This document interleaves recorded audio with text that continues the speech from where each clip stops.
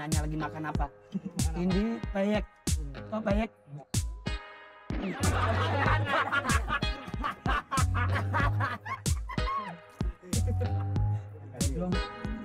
Minta beli. Hidup lu minta mulu lo, nggak boleh. Tangan selalu di bawah, tangan selalu di atas. Ini makan apa gue? Kerupuk kulit. Ini asal tahu kulitnya kulit dari siapa nih? Kulit apa? Kulitnya dari Maerot.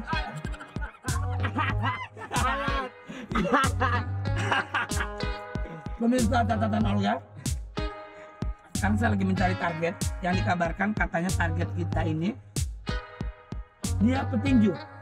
Hari ini saya akan ke sana. Kita lihat seperti apa suasana rumahnya, keadaan dia sekarang. Kenapa dia bisa seperti itu? Apa yang terjadi? Apakah mungkin dia tinju selalu kalah dan akhirnya dia jatuh? Kita nggak pernah tahu. Makanya kita sekarang kita tanya. Sekarang kita lagi cari. Bagus dong nih.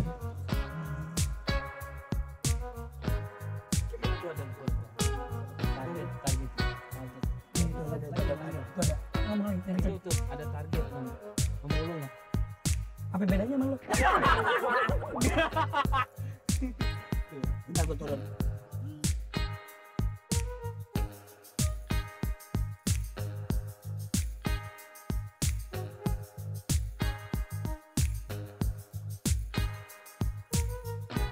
Selamat siang Pak. Ini si Olga ya? Olga Pak, artis papan atas. Di TV pasti pakai saya Pak. Papan atas. Bapak siapa namanya Pak? Saya Hasan. Hasan. Oh, Pak kalau boleh tahu ngapain Pak di mari Pak, duduk di jalanan? Untuk punya rumah. Nggak punya rumah. Bapak asal dari mana? Asli dari Maluku. Dari Maluku. Kesini sama siapa? Ini sendiri. Sendiri. Istri, anak, Nah, istri belum kita kenal. istrinya hilang istrinya. Ya, Kampung. Oh, kirain Bapak istrinya kemana? Apa aja Pak, ngambil apa aja Pak? kardus. Oh, Bapak suka ngambilin kardus.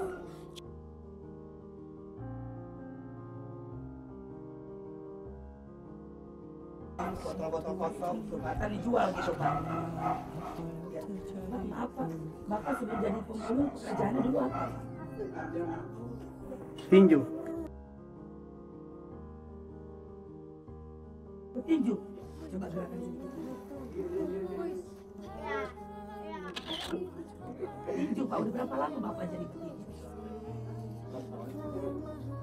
Pak, kalau boleh tahu Pak, Bapak waktu itu tinju di mana? Di Jakarta apa di Maluku? Di Jakarta. Di Jakarta. Medan, Surabaya. Kenapa kok bisa jadi pemulung? Karena pemerintah tidak memperhatikan. Nggak merhatiin Bapak.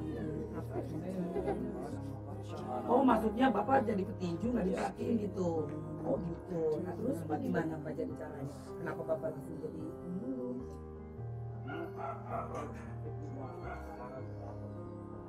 Di Jakarta nggak punya saudara sama sekali. Jadi Bapak hidup di sini sebatang kara. Pak kalau boleh tahu Bapak tinggal di sini di mana Pak? Punya rumah? Gede rumahnya. Wih gila hebat. Ada gembel rumahnya gede. Di mana Pak rumahnya Pak? Berapa lantai? Rumah sederhana. Itu rumah apa nasi padang? Udah Pak. Kita sekarang ke rumah Bapak. Bapak kan bilang rumahnya gede banget. Saya pengen lihat rumah Bapak. Oke Pak. Kenapa Pak? Wah, kurang ajar. Kurang ajar. Gue bawain lo bilang gue cocok bawa karung. Ayo Pak.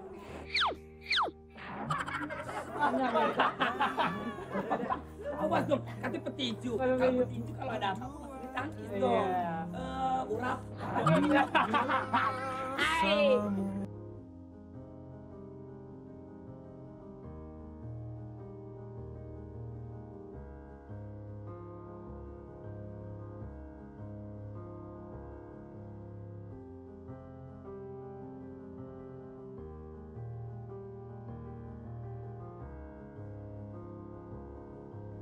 Nah ini Pak, nih Taruh karung nih Pak.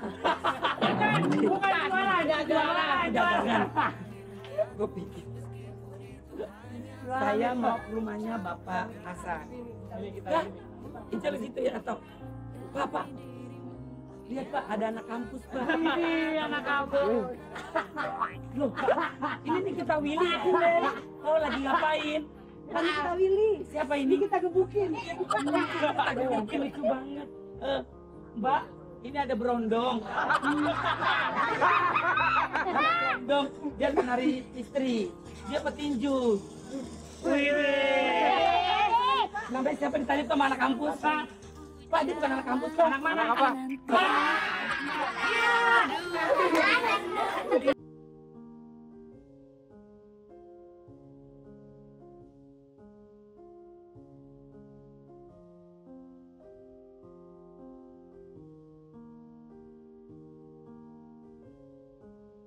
Mana rumahnya, Pak? Oh ini Pak. Ini rumah Bapak? Iya.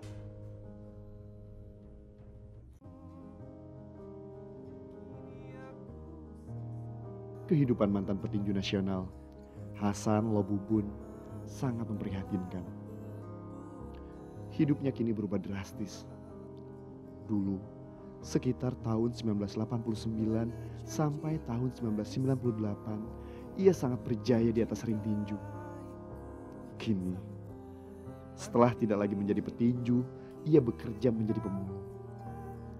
Medali-medali yang dulu pernah ia dapatkan dengan susah payah, kini telah habis dijual untuk biaya hidup sehari-hari.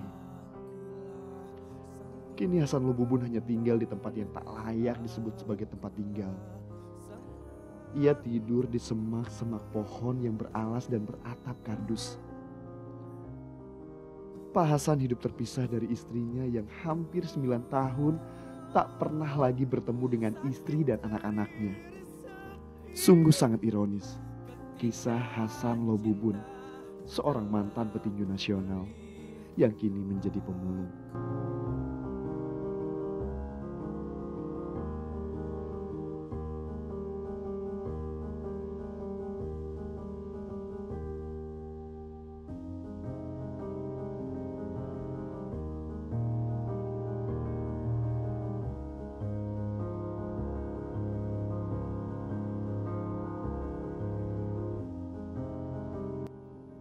Bubur, ya profesinya pada saat dulu memang petinju. Setelah dia keluar dari petinju, ya itulah kenyataannya seperti sekarang ini. Jadi pemulung. Memang itu bukan neko-neko, memang benar jadi pemulung itu benar. Dia kadang-kadang gini, jadi kalau dia jalannya tuh kadang-kadang malam, kalau dia siang kadang-kadang dia tidur. Nah setelah dia kalau udah malam baru dia bergerak. Dan selama dari jam 7 sampai jam 8 sampai jam 9, bahkan mungkin sampai subuh dia bergeraknya, karena orang-orang sini udah tahu dia tuh cuma dia nggak pernah ke jauh, tetap lingkungan di sini aja, lingkungan RW 04 aja. Jadi nggak pernah nyebrang ke sebelah sono, nggak nyebrang ke sebelah sana, enggak, dia seadanya di sini aja. Karena kebetulan warga sini tuh udah tahu dia gitu. Dia kalau dikasih makanan tanpa orang dikenal dia nggak mau makan. Coba contohnya saya ngasih makanan sama dia, makanan matang gitu ya. Tapi orang itu nggak kenal dia, nggak pernah makan dia nggak pernah ngemis kok. Ya seperti kadang-kadang dia tidur di situ di lorong puskesmas, antara puskesmas sama pos. Kalau jam-jam segini dia tidur di situ. Ya saya tahu kalau pernah juara nasional ya memang saya tahu.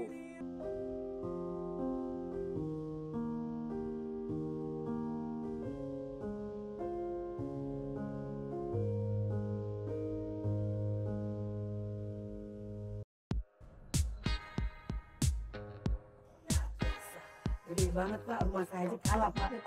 Hebat. Tapi saya boleh masuk ke dalam Pak? Oh boleh. Ya, Pak. Bapak tegang banget Pak, kayak orang mau ngambil rapor. Santai aja Pak, relax Pak. Oke, masuk album ke sini. Ya. Pak sebentar Pak. Kenapa rumah Bapak kok ada tulis-tulisan ya Pak? Suku Dinas Kesehatan Jakarta Pusat. Pusat Kesehatan Masyarakat Kelurahan Petejo Selatan. Hah? Ini kelurahan ya Pak? Bapak nggak, ini puskesmas. Lo ngapain bilang rumah Bapak? Oh rumah saya di situ. Di dalamnya? Ya. teh gede rumah bapak ini puskesmas bapak. Bapak nipu saya. Kalau yang ke puskesmas itu pak orang-orang yang lagi sakit. Kayak saya ini pak sakit pak. Saya sakit TBC. Tekanan batin cinta. Jadi pak masuk pak. Kesel loh. Pasar rumahnya pakai security loh. Siapa namanya Pak? Bapak Ibrahim ya. Udah berapa lama Pak kerja jaga rumahnya Pak Hasan? Baru, Bapak baru kerja di sini baru. Oke, makasih ya Pak. Pak Hasan, tanya rumah Pak Hasan. Mana rumah Pak Hasan nih Pak? Di belakang. Hebat loh Pak Hasan, rumahnya loh penjagaan ketat loh. Katanya kabarnya Pak Hasan nggak cuma security aja. Katanya Bapak juga miara anjing brimob ya Pak. Manggut aja kayak burung pelatuk.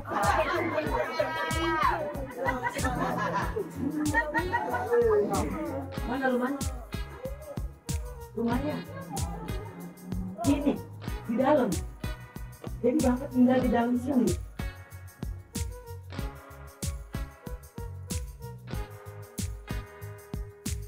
Boleh dibuka? Boleh. Silakan buka mampu. Cara masuk gimana? Nggak bisa masuk. Penghargaan. Oh ini ada penghargaan fotonya katanya. Kisah sedih petinju Hasan Lobobon.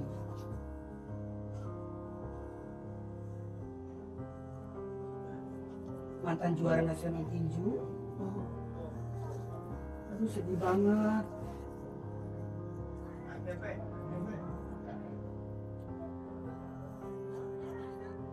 Masih ada ya petinju yang mempunyai kejuaraan, tapi ternyata hidupnya seperti ini. Bapak udah pernah menang berapa kali Pak? Yang saya nggak habis pikir kenapa Bapak bisa jadi pemulung ya Pak ya? Pemerintah itu konsekuen. Jadi Bapak apa yang mau disampaikan Pak?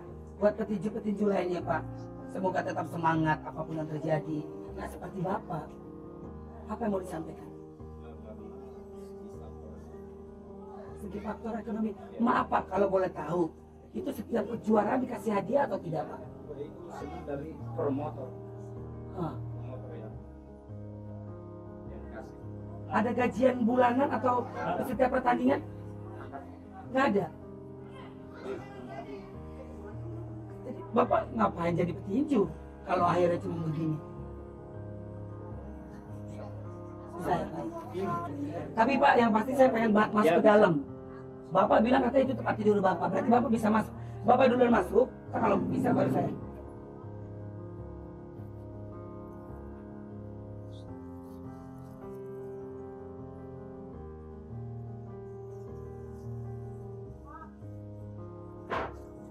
Lihat pemirsa, ini ukuran tempat tidur Bapak Hasan cuma segini nih, ya. Tempat tidurnya udah kayak kandang ayam, lihat. Tapi dia tetap semangat untuk jalanin hidup luar biasa Pak Hasan. Kita doakan semoga dia tetap bahagia walaupun dengan tempat seadanya. Lihat, ini kan ada semut, ya kan? Pak, ditanya sini Pak. Pak, di sini kan di dalam sini kan kotor. Ada semut atau nanti ada apa di dalam. Bapak nggak gatel? Pakai obat nyamuk. Bapak tinggal di sini berapa lama? Hampir 5 tahun. 5 tahun.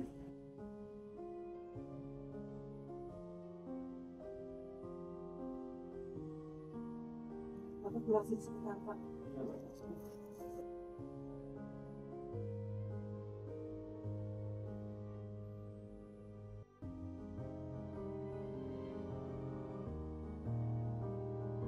Apa yang membuat Bapak menangis kalau Bapak lagi sendiri?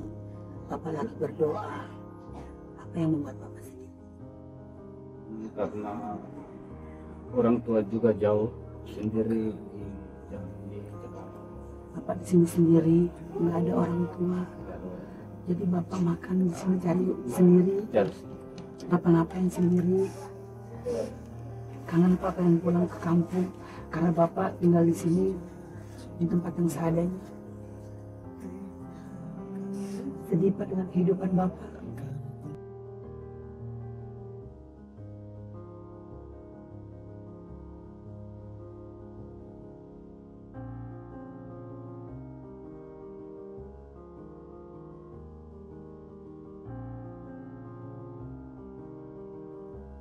Mata Bapak juga lagi sakit ya?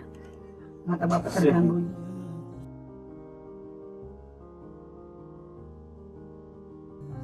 Bapak ini apa nih Pak? Menurut tinju. Kena pukulan tinju. Masih sakit sampai sekarang? Ya, agak stres. Ada stres sekarang Bapak. Kenal pukul banyak. Kena pukul banyak. Terus pendengaran juga jadi Pendengaran Bapak juga berkurang katanya. kurang. Kurang dengar katanya. Iya. Apa Pak keinginan Bapak kalau boleh tahu? Ya, Apa yang keinginan Bapak yang belum tercapai? saya kan belum dapat Belum dapat uang uang. biar bisa pulang kampung.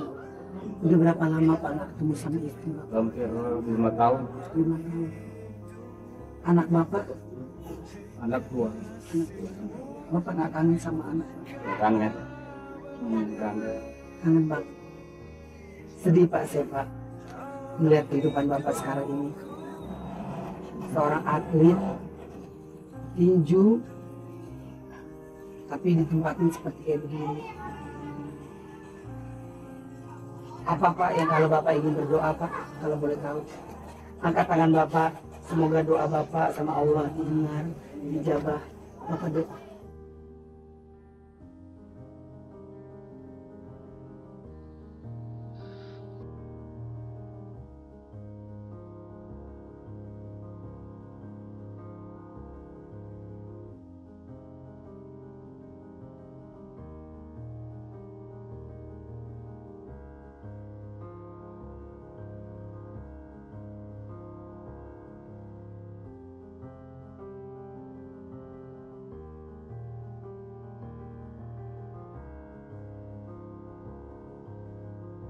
Bapak masih tahu tempat saat Bapak bertinju Oh, ada. di mana? Dekat mana Pak? Arseto. Arset, Nomor 14. nomor 14. Boleh antar saya ke sana Pak? Buat pemirsa catatan Olga, dia tinggal di sini 5 tahun dan dia tidak pernah bertemu keluarganya 9 tahun. Apa yang dirasakan kepada Bapak Hasan pastinya sedih dan kangen kepada istri, keluarganya, dan anaknya. Itu yang dirasakan Bapak Hasan. Kita berdoa semoga Bapak Hasan suatu saat nanti bisa bertemu dengan istri, keluarga, dan anaknya. Jadi inilah Pak Hasan tinggal di tempat seperti ini yang sederhana, tapi dia tetap semangat jalan hidup. Insya Allah di catatan si Olga memberikan kebahagiaan buat Bapak Hasan. Bapak Hasan tidak tahu bahwa hari ini Olga akan bawa istrinya dan anak-anaknya untuk bertemu Bapak Hasan. Seperti apa Pak Hasan saat bertemu sama istri dan anaknya selama 9 tahun tidak bertemu. Tunggu di channel sini. Tempat yang saat ini ingin sekali didatangi oleh Pak Hasan adalah Sasana Tinju. Ia begitu merindukan saat-saat di mana ia berada di atas ring tinju dan menjatuhkan semua lawan-lawannya. Dan untuk mengenang kembali masa-masa itu, Olga pun mengajak Pak Hasan pergi ke sebuah sasana tinju.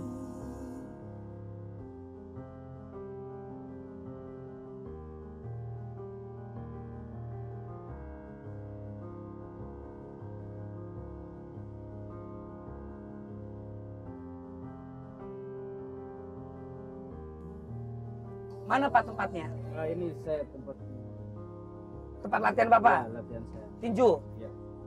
Ini kok rumah sih Pak? Sana itu di atas. Oh di atas, jadi bentuknya kayak rumah.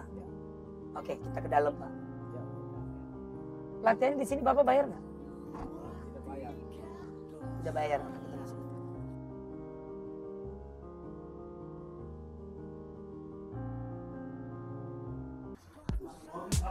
Beneran? Wow. Ini jadi tempat ruangan Bapak saat Bapak berlatih tinju. Gue pikir kan.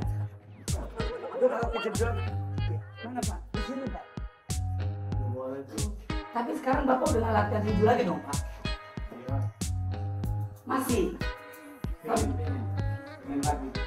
Oh maksudnya Bapak kepingin lagi untuk menjadi seorang petinju?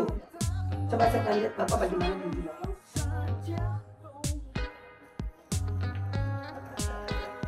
Pak.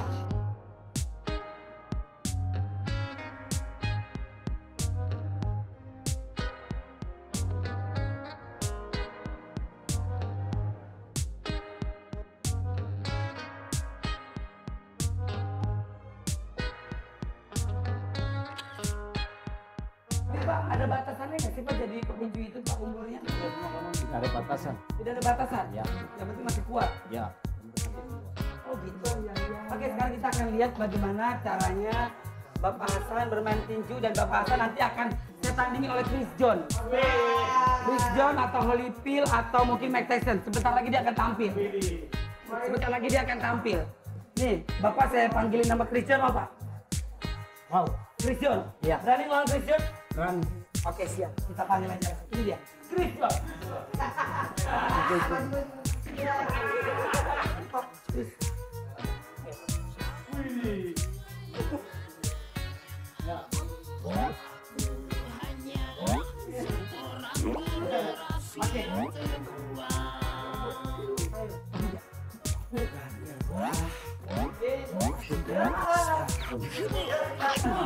Aduh, kalau nggak jatuh-jatuh sih. Sini, gue bisa. Lu kasih gocap, lu jatuh ya. Iya. Nih, pegang. Kantongin tuh gocap.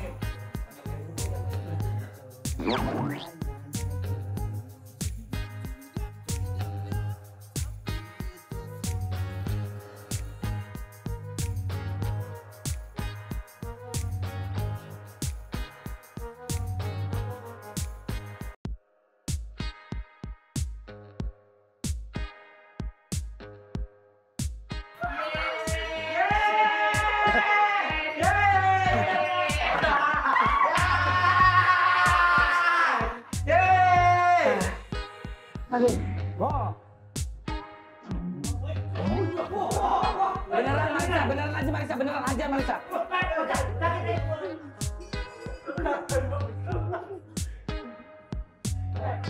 Biarin aja deh. Ajar, tak marah. Terus saya jangan. Ajar, tak marah. Ajar dong. Bagus.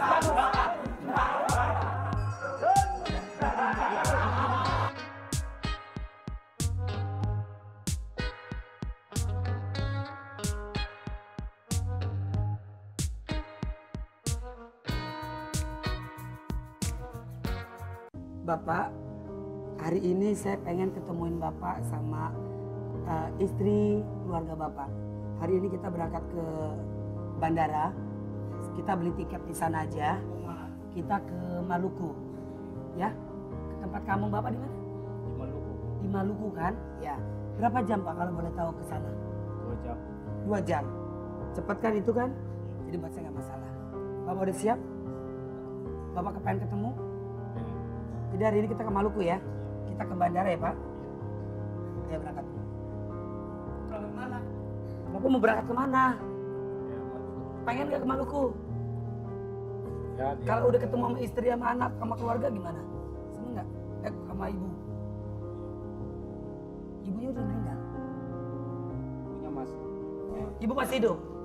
Bapak masih hidup? Bapak udah meninggal? Oke. Jadi Bapak kan tadi bilang sama Olga pengen ketemu sama istri, sama anak, sama keluarga.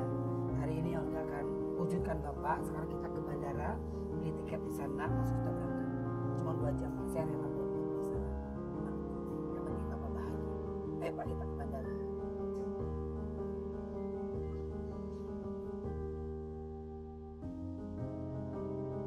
Pisah dari orang-orang tercinta adalah hal yang sangat menyedihkan. 9 tahun, Pak Hasan tak pernah bertemu dengan istri dan anak-anaknya. Saat pertemuan itu terjadi, Pak Hasan begitu terharu. Peluk cium dari orang-orang terkasih adalah hal yang begitu dirindukan oleh Pak Hasan.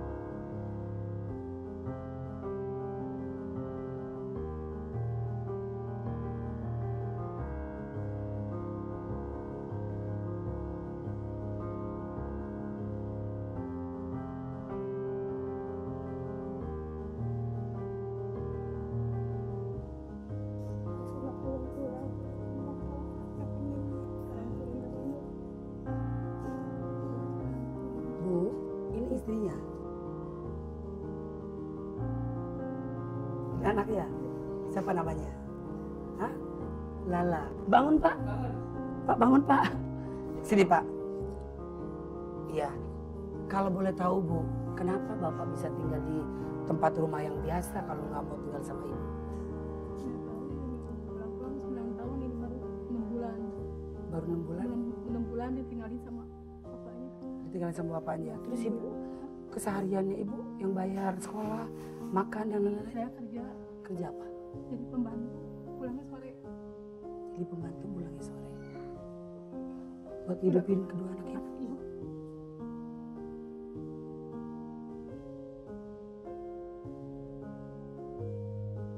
Sedih nggak Bu lihat Bapak yang sekarang seperti ini? Apa yang mau disampaikan buat Bapak Bu? pulang aja bareng sama saya. Kenapa Bu? Pulang sekarang ini saya. Pulang sekarang? Pulang sama Ibu sekarang? Bapak mau bareng lagi sama Ibu? Katanya Bapak sebenarnya mau pulang Bu, teman dia malu sama Ibu. Katanya dia mungkin bisa bikin Ibu susah doang gitu loh. Seneng gak ketemu Kak Olga? Kamu seneng gak ketemu Kak Olga? Hah?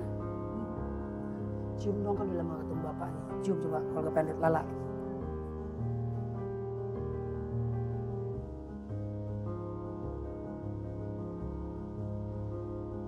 Udah, sekarang pertemuan hari ini jangan sedih, kita harus senang-senang ya. Kalau boleh tahu apa sih Bu yang mau disampaikan ke Bapak Bu? Bapak petinju nih Bu, sekarang udah gak jadi petinju. Gimana Bu untuk Ibu beri semangat buat Bapak? Jadi pekerjaan aja. Mau Pak, kerjaan Pak. Mau Pak, gak ada kerjaan Pak, bagus Pak, 10 juta sehari. Ngasih makan anak buaya. Ibu tahu nggak pekerjaan Bapak apa? Tahu? Jadi pemulung. Iya benar. Ibu nggak sedih Bu ngeliat bapaknya jadi Ya pemulung? sedih, Hah? sedih. Sedih, tapi gimana Bu ya? Harus dijalanin Bu ya. Tapi nggak apa-apa Bu, luar biasa sih hari ini. Oh ya Ibu bisa ketemu sama Bapak, Bapak juga ketemu istrinya, anak-anaknya juga ya Pak. Oke pemirsa catatan Olga, hari ini Bapak Hasan harus dibawa istri dan kedua anaknya untuk tinggal di Cianjur ya. Dan pengen tahu seperti apa perjalanan Bapak sama Ibu ke Cianjur bersama keluarganya? Ayo bareng sama Olga. Ya, pulang. Saya anterin Ibu sama Bapak ke Cianjur.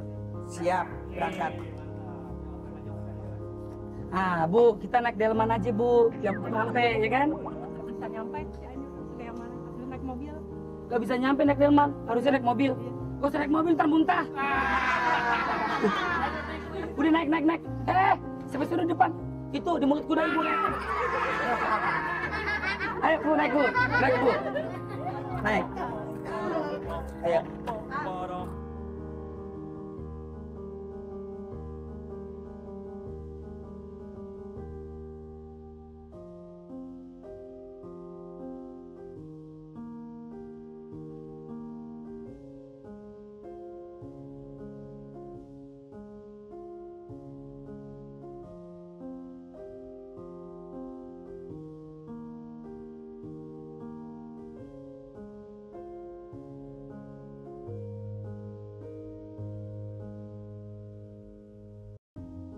Tukang sado, anterin dong kita jalan-jalan keliling kota. Tukang sado, jangan pada loyo. Ayo kita keliling-liling, Ae takut sama sanek saudare. Topong ayam madu. Buat pemirsa catatan Olga, luar biasa sih hari ini, senang banget Olga bisa mempertemukan Bapak Hasan bersama istri dan kedua anaknya. Semoga mereka tambah bahagia dan Pak Hasan tidak lagi tinggal di tempat yang begitu sederhana, yang tidak nyaman buat Pak Hasan. Sekali lagi buat pemirsa catatan Olga untuk terus semangat menjalani hidup seperti Pak Hasan. Semoga apa yang keinginannya dalam kehidupannya semoga tercapai. Luar biasa hari ini Olga harus nganterin ke Cianjur. Tapi kalau naik kuda saya kasih nama kudanya. Banyak banget ini tumpangannya. Saya ikuti dari mobil. Boleh? Jangan bengong aja lu. Siapa namanya? Kaisar. Bawa kuda malu sama. Tapi pemirsa catatan Olga. Saya bertanya sama Pak Hasan. Pak Hasan, tidak ada permintaan apapun dari Olga. Tapi yang pasti Olga akan memberikan sesuatu buat Bapak Hasan. Ya, pokoknya nanti aku titipin ya Pak Hasan ya. Sama tim kreatif di sini ya Pak Hasan ya. Dan pemirsa catatan Olga, mudah-mudahan rezeki yang Olga titipkan kepada Pak Hasan semoga bermanfaat buat Pak Hasan dan keluarga. Sekali lagi terima kasih banyak Pak Hasan. Aku ikut dari mobil aja ya Pak. Ini keberatan ya Pak. Ya. Terima kasih semuanya. Ya.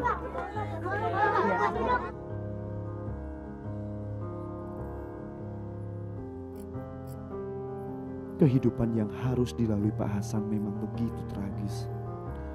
Namun ia tak pernah putus asa. Dengan asa dan harapan yang tersisa, ia bangkit demi orang-orang tercinta yang selalu mendukungnya di kala jaya dan di saat seperti sekarang ini. Karena baginya, tak ada pengorbanan yang sia-sia. Teruslah berjuang Hasan Lobubun. Kami tak akan pernah melupakan prestasimu.